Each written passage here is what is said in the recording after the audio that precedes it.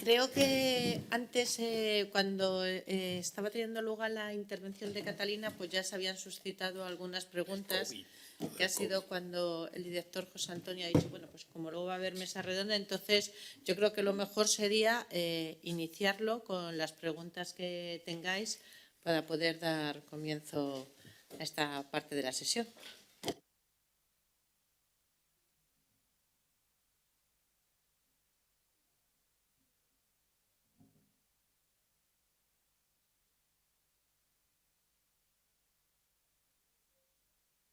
Vale. Bueno, yo lo que he dejado antes sin decir, si queréis, es que hubo mucho debate. Hola, Carlos. Hubo mucho debate sobre la protección y el acceso al conocimiento patentado en los países en vías de desarrollo.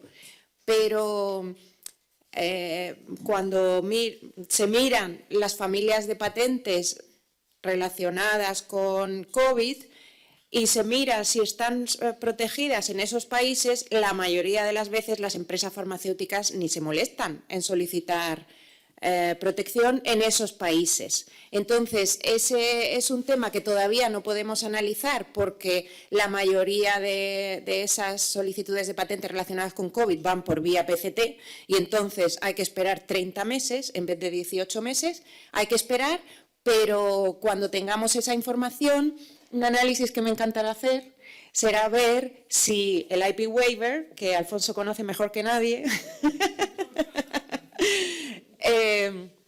ha afectado a este comportamiento de solicitud de las farmacéuticas, si les ha asustado y no han solicitado tanto o si al revés han solicitado más. Es que es una pregunta abierta. Entonces, por eso decía las familias de patentes, que para mí es un campo de investigación muy, muy interesante y que no existe tan fácilmente en otros derechos de propiedad industrial.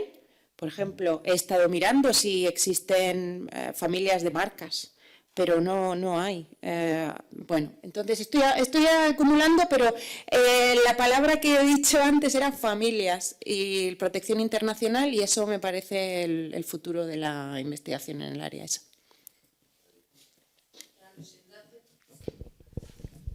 Claro, bueno, muchas gracias, primero por la organización y por la jornada, y también a Catalina y Antonio por la presentación. Entonces, porque justo estábamos en ese momento cuando estaba finalizando la presentación de Catalina, claro, el matiz que estábamos comentando era, cuando hablamos de familias, efectivamente, además, familias a veces, o sea, una marca extendida en muchos países puede considerar familia, pero aquí estamos hablando de ese concepto de patentes divisionales, ¿no? que desde el punto de vista de digamos, los empleados de oficina de patentes, que es una mayoría de la sala, siempre se ve cuando al final estás incluyendo mucha materia en una patente, entonces tienes que dividirla, pero también desde el punto de vista empresarial, al final lo que buscamos es, intentando mantener una fecha de prioridad, ir haciendo nuevas patentes que vayan incluyendo conceptos como COVID, que era lo que estabas comentando. Por eso, o sea, es una práctica empresarial al límite, como siempre, pero eso lo hacemos en ese sentido.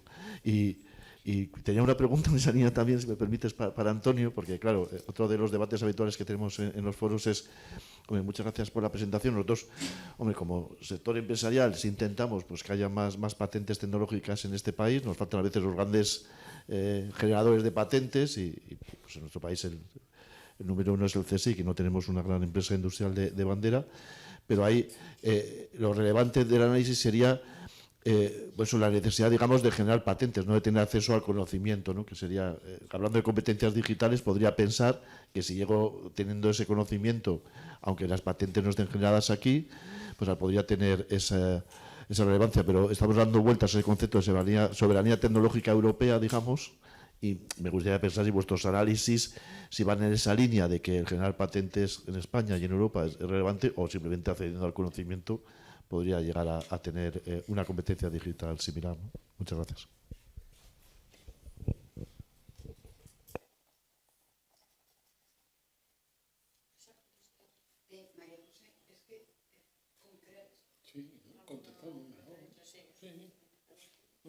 Pero ¿había una pregunta? Para Antonio. Solamente para... Yo creí que... yo estaba... Sí. Animo a los ponentes a contestar. Es que estaba esperando, digo, a ver si contesta Catalina primero. No. A ver, sí, yo... el tema... que la verdad, cuando uno viene ya a estos foros es cuando se da cuenta de que hay una cantidad de temas que dices es imposible abarcarlos todos, ¿no? Lo de soberanía tecnológica, ¿no? Perdón. Lo de soberanía tecnológica, ¿no? Claro, nosotros eso, si te digo la verdad, lo estamos analizando, pero desde el ámbito de política industrial. Y no es que las patentes no estén dentro, ¿no? O estén fuera, perdón, no es que estén fuera, sino que habría que considerarlas, ¿no?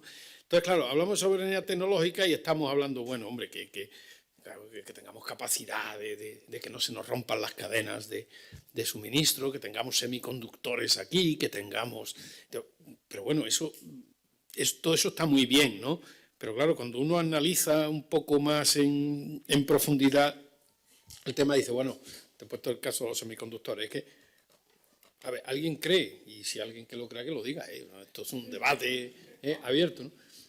Que no sé cuántos miles de millones nos ponen encima de la mesa mañana en Ciudad Real, digo por decir un sitio, y tenemos una fábrica de semiconductores, oiga, que esto, es que estamos hablando de ecosistemas, es que necesitas alrededor de la fábrica, necesitas un conjunto de cosas que si no eso no funciona, es decir, esto no es darle a la tecla, ¿no? Entonces muchas veces cuando hablamos de soberanía tecnológica, yo creo que se nos va la idea por ahí, ¿no? Yo, en el caso concreto que comenta, yo sí soy partidario de que, a ver, nuestra soberanía tecnológica, ya hablo por nuestro país, tienes que tener la capacidad de generar tu propia tecnología. O sea, yo eso lo tengo, a ver, muy claro. Podré estar equivocado, pero de verdad, es lo que pienso. ¿Por qué? Porque he visto ejemplos a lo largo de mi vida, llamemos profesional, que al final pues dices, no, eso no puede ser, ¿no? Porque una patente, aunque es verdad, esté en otro país, Francia, no sé, Alemania, lo que sea, pero bueno, al final la patente no es tuya, ¿no? No sé si me explico. O sea, nosotros cuando hablamos de soberanía tecnológica, yo por lo menos sí quiero hacer un hincapié en que tenemos que tener la capacidad de generar nuestra propia tecnología. Nuestro conocimiento, pero aplicarlo, o sea, implementarlo, no quedárnoslo, ¿no? en la publicación o en la transferencia del conocimiento, ¿no?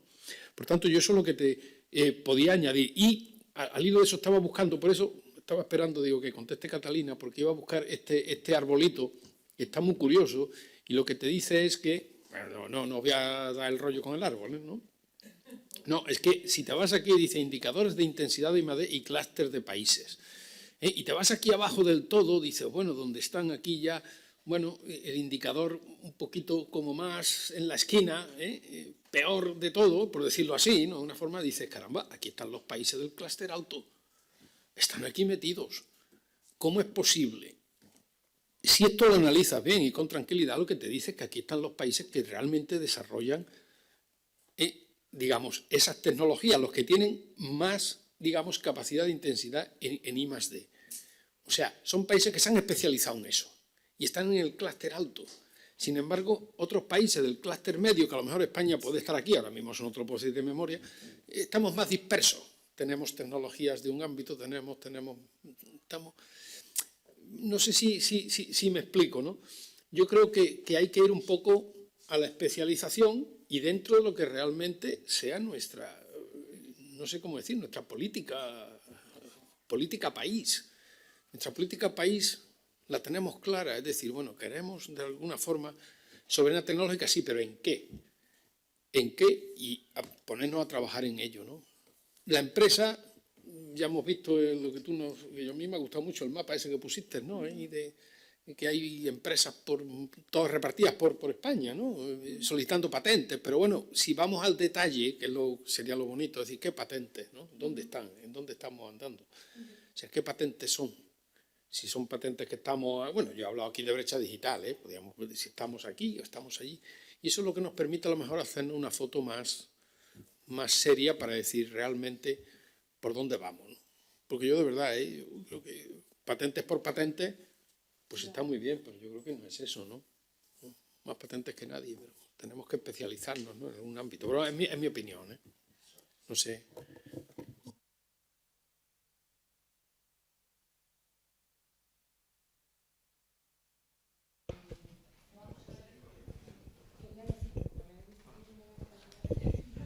No, vamos, yo creo que se me oye, ¿no?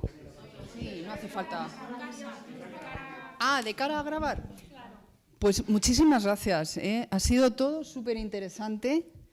Me gustaría hacerle una pregunta al director sobre el DLT. Se llamará DLT, ¿no? Sí.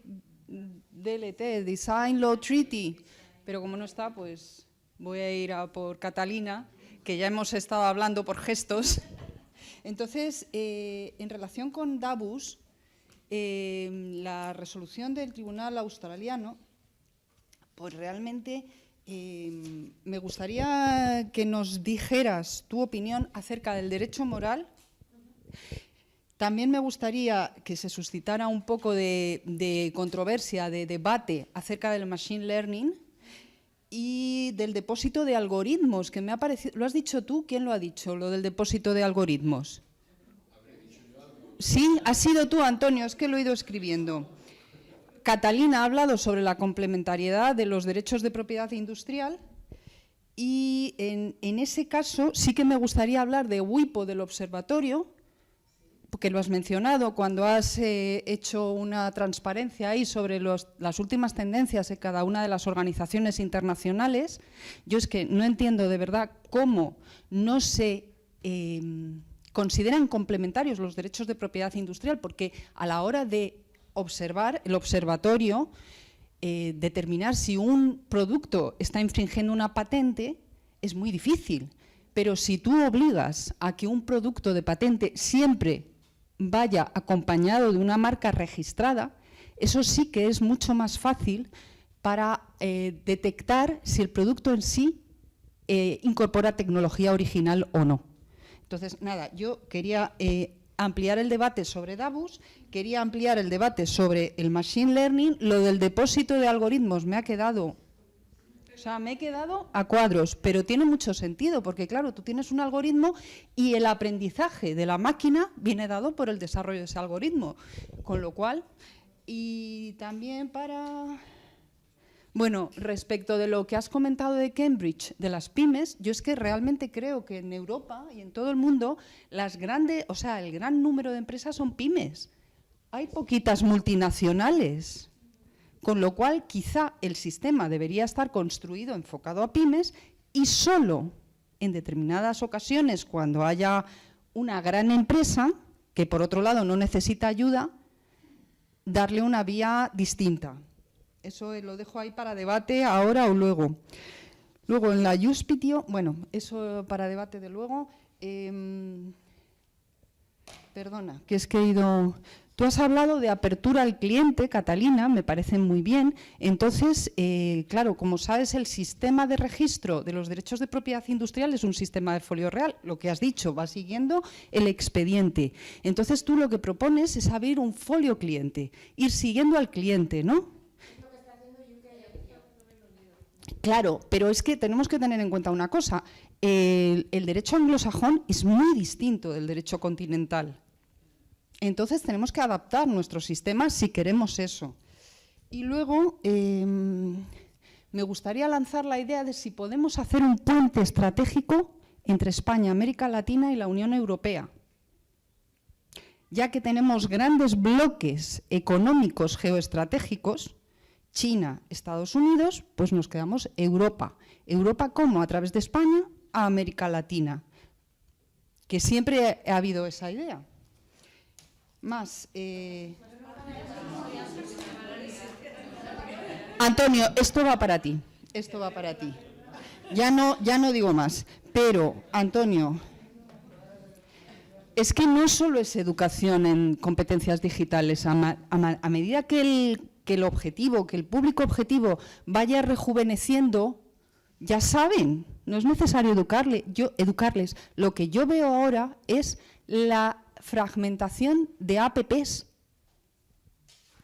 Eso se está diciendo en algunos foros nadie ha hablado de que para cada cosa te tienes que descargar una app y que no todas son iguales y que no todas van bien y que no todas, en no todos los lugares hay cobertura adecuada. Y yo creo que ese es el debate que tiene que estar sobre la mesa. Ya lo dejo. Ahí es nada. Hay que dar. Y si no, para la tarde.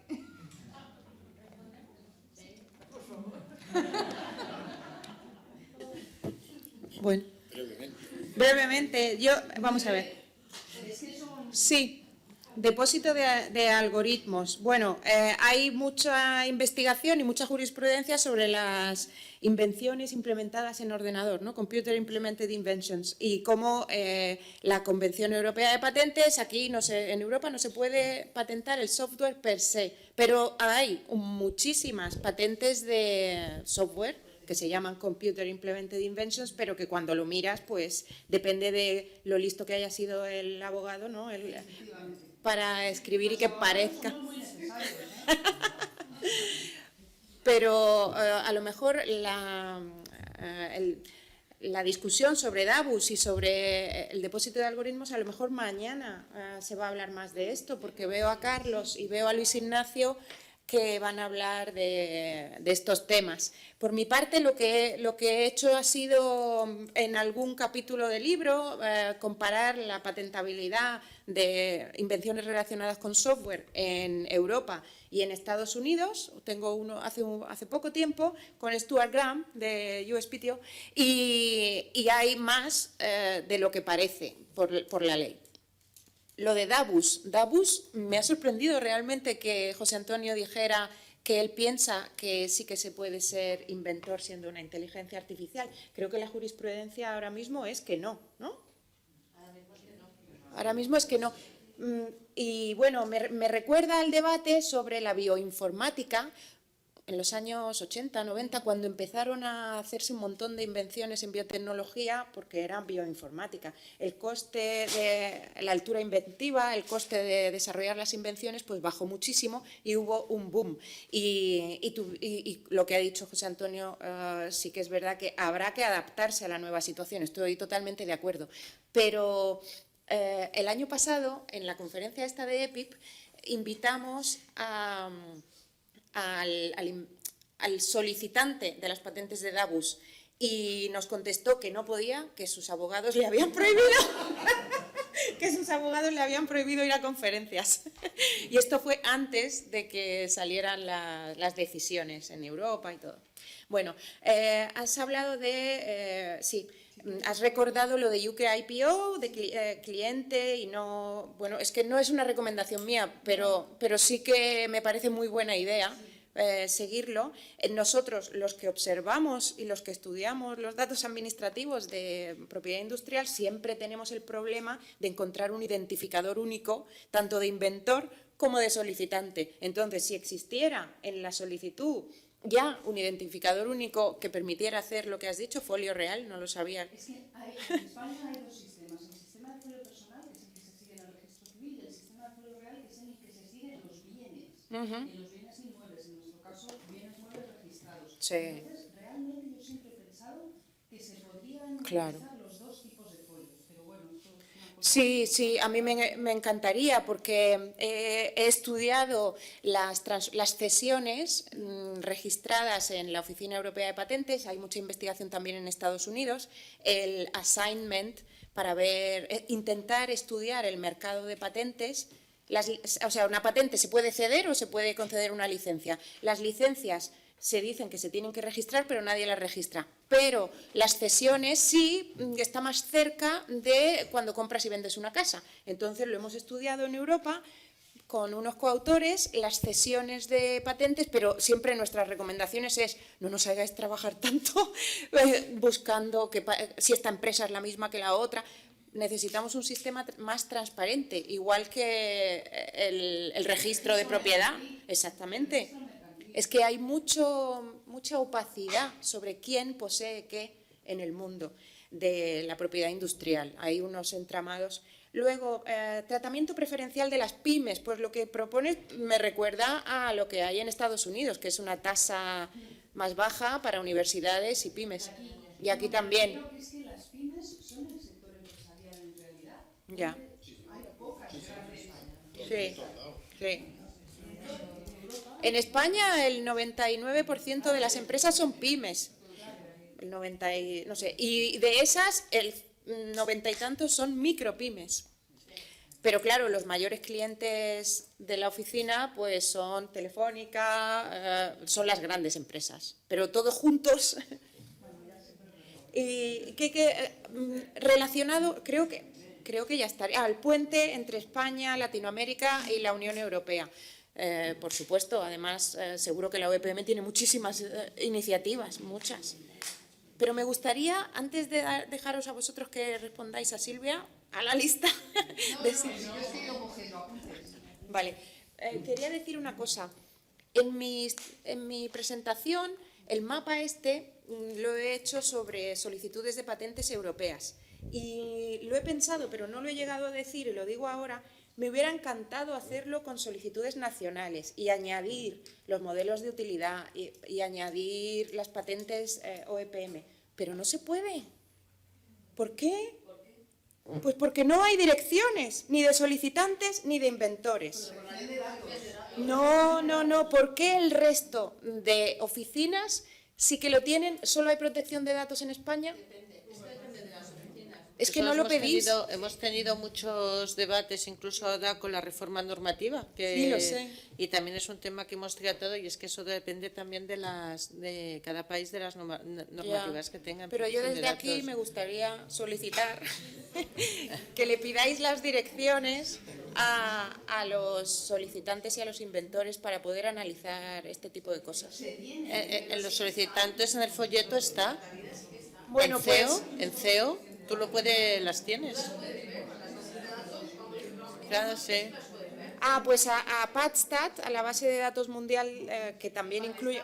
No están. Y cuando he ido a Invest tampoco. Pero entra en la nuestra. Entra en CEO, entra en situación de expedientes. Pues me tenéis que dar luego la pista. Está en la HON. Y hago un análisis parecido. En la HON nuestra. ¿Y por qué no se pasa a Consulta de PatStat? expedientes y está recogido. Sí que están, y tenemos, por ejemplo, OpenData, que tiene los datos en bruto, y para algunos datos, por la ley de protección de datos, lo que hicimos es que hay usuarios que pueden descargarse esos datos, pero registrándose. Vale. Esa información sí que está. Muy bien, muy bien. Pues buenísima noticia. He tenido que venir a Santander para esto. Muy bien. Solamente con lo que has comentado tú, Catalina, en línea de lo que te preguntaba Silvia, cuando has tocado el tema de las tasas, pues nada, confirmarte que en la Ley 24/2015 tenemos 50% de reducción a las pymes y emprendedores en algunos trámites, en solicitud, petición del IET, examen sustantivo, 3 primeras anualidades, y las universidades hablamos de bonificación del 50%, de manera que si después pueden demostrar que el objeto de la invención ha sido explotado, pues ese 50% se quedaría en un 100% de bonificación. Y en cuanto a lo que ha comentado también Silvia, que decías tú, hombre, yo creo que en la OEPM, enlaces Europa, América Latina, oficina, es que tanto desde OMPI como desde la Oficina Europea de Patentes, siempre es un trabajo de cooperación de nosotros, además, como puerta también, en muchos casos, a América Latina para poder entrar en Europa y conocer mejor los conocimientos, o sea, los mecanismos que tengamos en Europa. O sea, que eso lo tenemos ahí.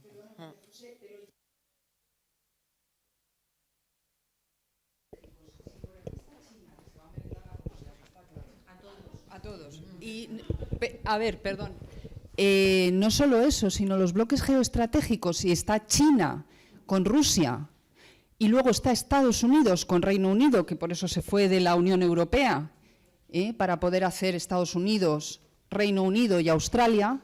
Coño, perdón. ¿Esto sale también? Vaya por Dios. ¿Se puede borrar? No lo sé. Bueno, es lenguaje jurídico.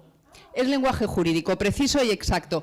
Si tenemos ese bloque anglohablante, angloparlante, el otro bloque que no sabemos en qué va a hablar, pero que va a hablar en chino, hagamos el nuestro en español e inglés como lenguaje internacional, como habla internacional, los 3 grandes bloques. Es que si no, Europa va a ser engullida. Perdón. ¿A quién se lo doy? A ver, Manuel. Tenía Manuel una pregunta. Bueno, dos. A Silvia brevemente. Silvia.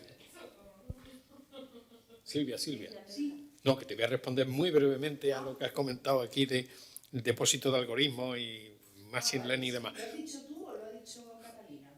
O incluso José Antonio. Por lo mejor, no lo sé. Bueno, si al final yo creo que estamos hablando vamos, alrededor de ello, ¿no? A ver, yo, en mi opinión, que todos estos algoritmos no dejan de ser herramientas de ayuda a la toma de decisiones, como yo creo que no puede ser de otra forma, ¿no? Sí, es verdad que hoy tenemos estas herramientas que no las teníamos hace, no sé, 15, 20 años, ¿no? Y por tanto, o a lo mejor las teníamos, pero se aplicaban en otros sectores muy específicos, me explico, no para este tipo de análisis, ¿no? Por tanto, yo ahí sí, mi opinión es que todo lo que sea apoyarnos en este tipo de herramientas, pues, oye, bienvenida sea. Punto, si es el algoritmo el que aprende, sí. una persona es la que va a tener el derecho moral. Pero eso es un debate. Sí. Por un lado, si clasificamos, estamos utilizando los árboles de clasificación y regresión. Y entonces, para eso, pues estamos utilizando una serie de variables y estamos clasificando, ¿no? Entonces tenemos que tener una referencia. Si lo hacemos con patentes, si alguna nueva idea añade una nueva característica, entonces es un invento. Entonces no se puede decir que claro, si está en la misma clase, entonces como es el mismo invento y entonces se denegaría, pero no, es una nueva idea. Entonces no puede una máquina hacer una discriminación de esa manera desde mi punto de vista. Y la otra cosa es que cuando se hace una regresión tiene una precisión y establecer un número de clases pues se cambia según la precisión. Como por ejemplo también se hace es que voy a poner un ejemplo gráfico, los píxeles en las imágenes y los coges los cuadraditos cada vez más chiquititos, más chiquititos, más chiquititos, más chiquititos, más chiquititos y tú quieres saber por diagramas cuál corresponde a uno, cuál corresponde a otra, según esa resolución cambia el número y según el número de parámetros cambia. Por eso a mí me parece que eso del ordenador no va a funcionar. No. No, yo creo que son dos cosas, ¿no? Aunque está muy interesante el debate, pero tenemos que ir pensando en acabar por 5 minutos y tenemos que terminar. 2 minutos. No, sí, yo creo que por lo que comentas, yo creo que hay dos cosas, ¿no? Una cosa, digamos, las herramientas para la ayuda a la toma de decisiones y realmente, bueno, pues ver si esa discriminación tiene sentido, no lo tiene, y otra es que sustituya, digamos, a lo que es la decisión final, ¿no? Esta mañana sí escuché a José Antonio decir, oye, que las decisiones sobre la concesión de una patente la toma una máquina o no. Yo ahí, bueno, tengo mis reservas y mis dudas, pero bueno, creo que es un debate, ¿no? Y ahí sí habría temas morales o no. Y yo, el otro tema que comentó Silvia, para cerrar muy brevemente, lo de la fragmentación de apps y esto que comentaba, ¿no? Y cobertura que afecta a la educación, bueno, yo creo que son, a ver, cosas que van por diferentes, ¿no? Las apps son herramientas que hay, ¿no? Estamos hablando, bueno, pues de mecanismos que existen y que, bueno, pues tú puedes tener la opción o no de usarlas o no. Otra cosa es que tengas la posibilidad de acceder a ellas o no, ¿no? El tema de la conectividad, ¿no? O sea, yo creo que diferenciarlas a estos efectos. Y aquí lo dejo.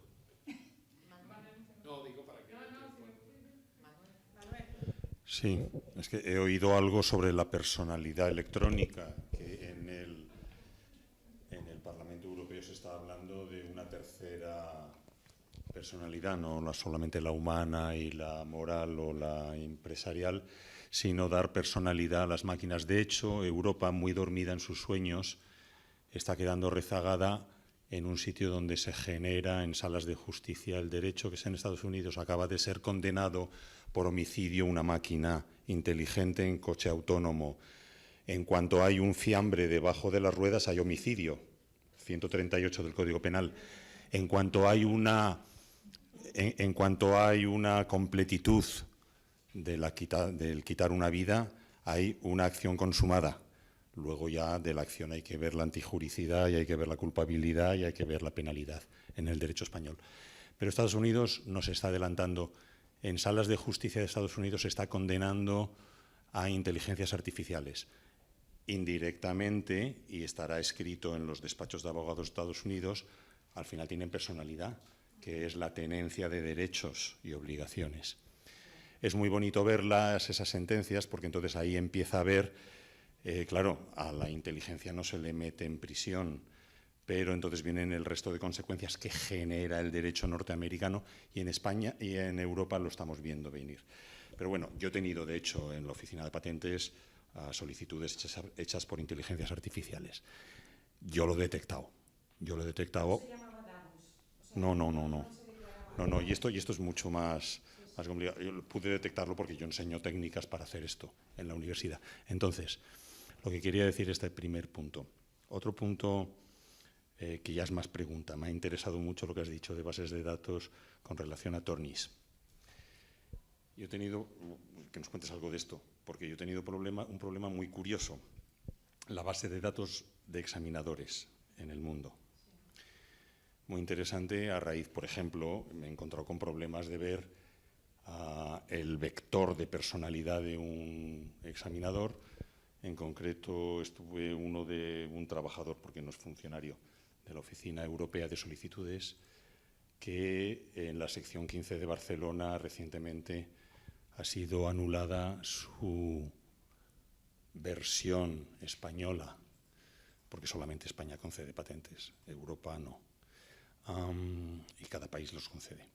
En la nulidad de la máquina, esta que tendréis muchos en las cocinas, la Thermomix, por la barbaridad que cometió, lo vio el magistrado de la sección 15 de la audiencia en Barcelona, el trabajador.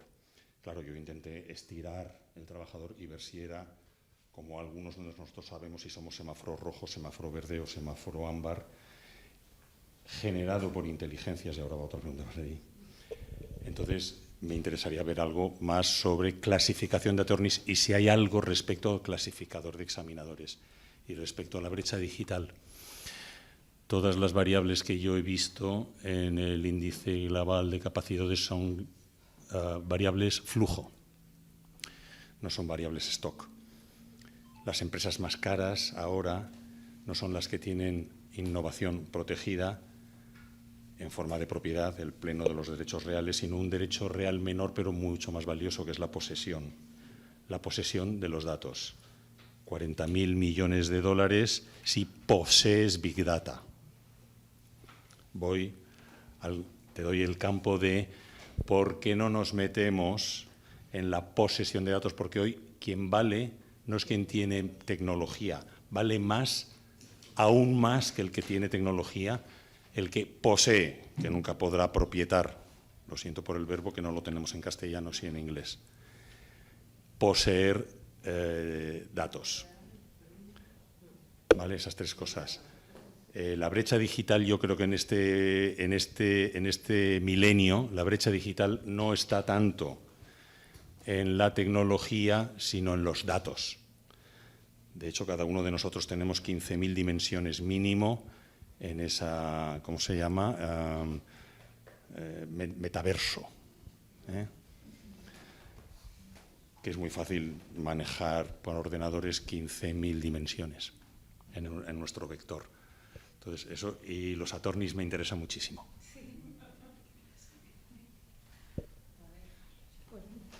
Estamos aquí por si alguien... ¿tú quieres hablar, Miriam?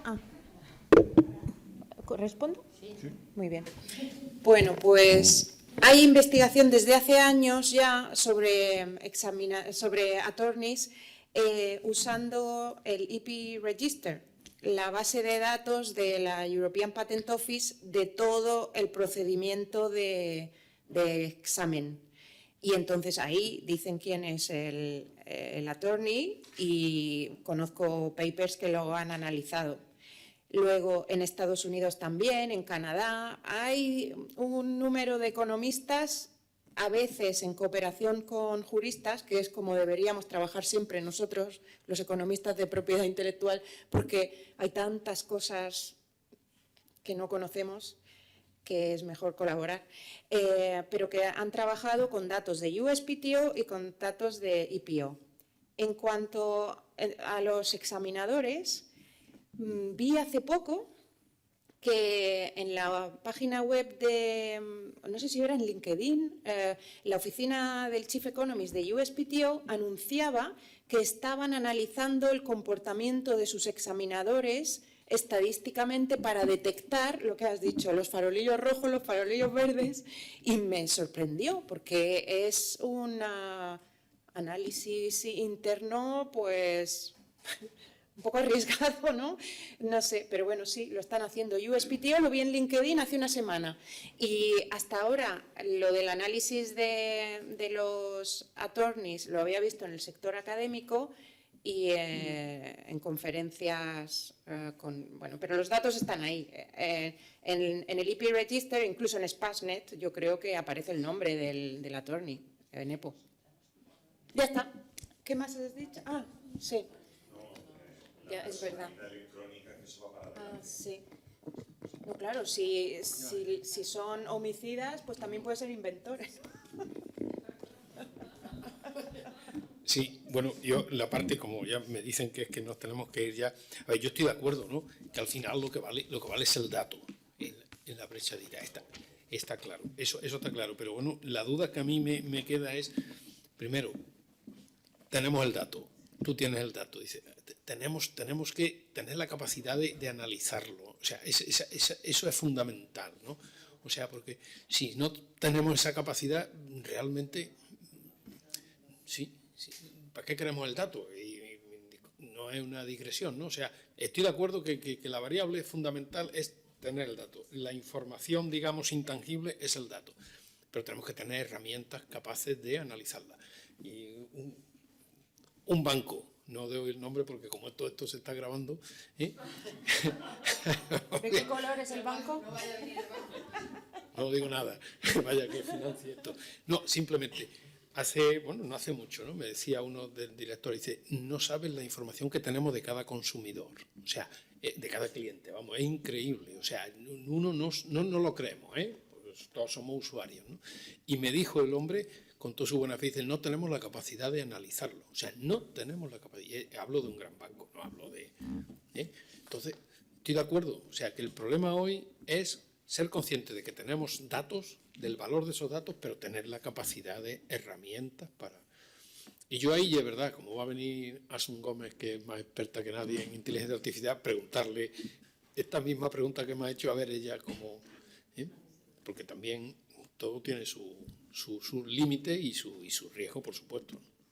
Y bueno, Ya está, María José.